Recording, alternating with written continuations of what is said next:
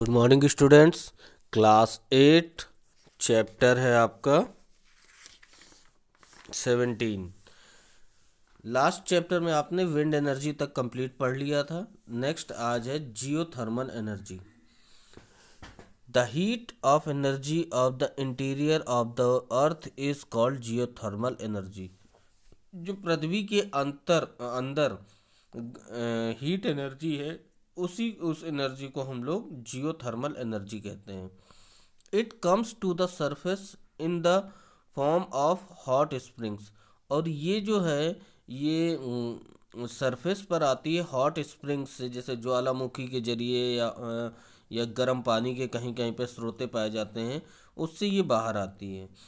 This heat energy can be use to generate electricity. और ये इस हीट एनर्जी का हम लोग इस्तेमाल करते हैं इलेक्ट्रिसिटी बनाने में। USA and Iceland are the leader in generating electricity from the geothermal energy. USA, United State of America और आइसलैंड ये जियोथर्मल एनर्जी से बिजली बनाने के मतलब मुख्य देश हैं। Other countries are Italy, Japan, New Zealand, Russia, Turkey and India.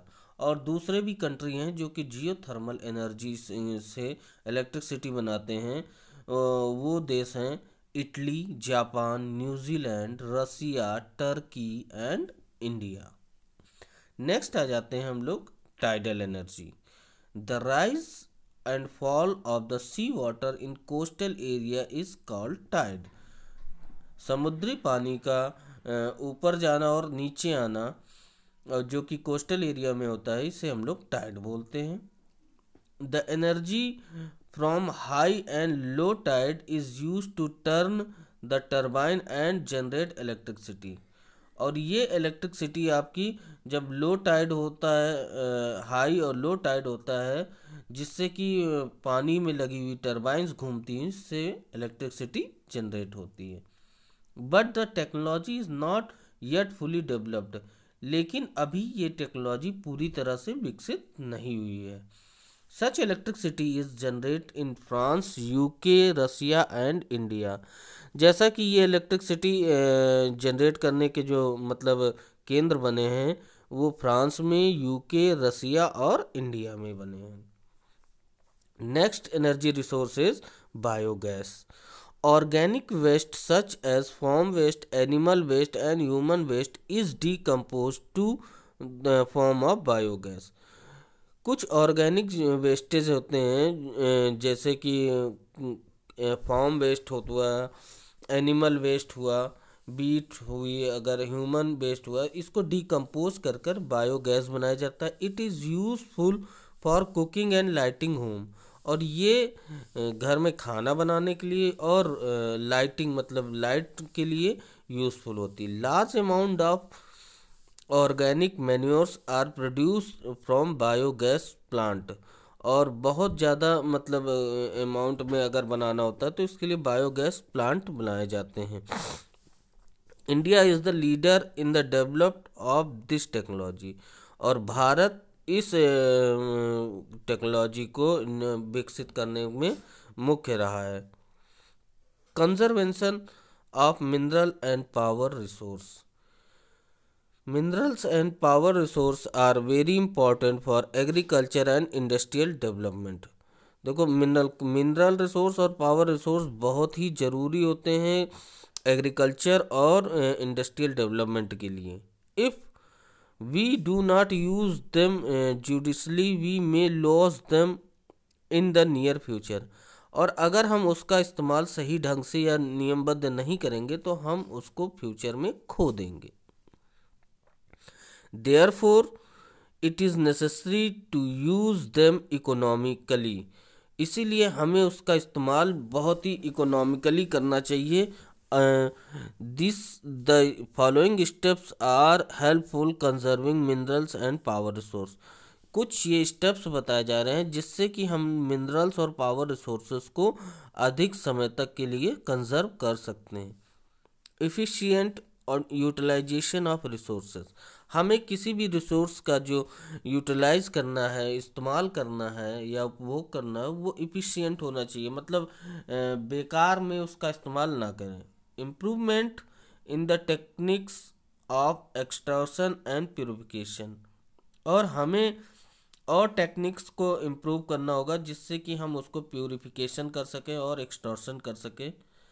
Recycling of resource, हमें ऐसी चीज़ों का इस्तेमाल करना चाहिए जो कि रिसोर्स को रिसाइकिल भी कर सकें। सेविंग माइंस फॉर कोलैप्सिंग, हमें माइंस को बचाना चाहिए कोलैप्सिंग से, मतलब मान लीजिए माइंस आप खोद रहे हैं, एकदम से वो गिर जाए, कोलैप्स हो जाती है, वहाँ पानी भर जाता है, तो फिर वो माइन हमारी ख़राब हो जाती है। Use the alternative energy resource, हमें एक वैकल्पिक एनर्जी रिसोर्स का ही इस्तेमाल करना चाहिए। If the above steps are implemented properly then the conservation of minerals and power resource will ensure a better economy for future generation. यदि हम लोग इन स्टेप्स को बहुत ही प्रॉपरली ढंग से इम्प्लीमेंट अगर करेंगे तो हम लोग मिनरल्स और पावर रिसोर्स को बचा सकते हैं, will ensure better economic for, और अपने फ्यूचर जनरेशन के लिए एक अच्छी इकोनॉमी दे सकते हैं। सो स्टूडेंट्स, आपने इस चैप्टर में पढ़ा minerals, what is minerals and resources, minerals और रिसोर्सेज क्या होते हैं, क्लासिफिकेशंस ऑफ मिनरल्स, मिनरल्स की क्या मतलब प्रकार हैं, जैसे metallic minerals, non metallic minerals.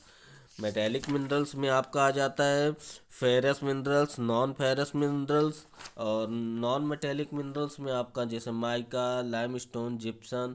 फिर एक्सट्रैक्शन ऑफ मिनरल्स कि कहाँ से मिनरल्स हमें मिलते हैं। फिर डिस्ट्रीब्यूशन ऑफ मिनरल्स की पूरे वर्ल्ड में मिनरल्स कहाँ कहाँ पे पाया जाता है, एशिया में कौन कौन से मिनरल्स पाए जाते हैं, यूरोप में कौन कौन से मिनरल्स पाए जाते हैं, एंड उसके बाद north America, south America, Africa, Australia, Antarctica, India, यहाँ पर कौन कौन से मिनरल्स पाए जाते हैं।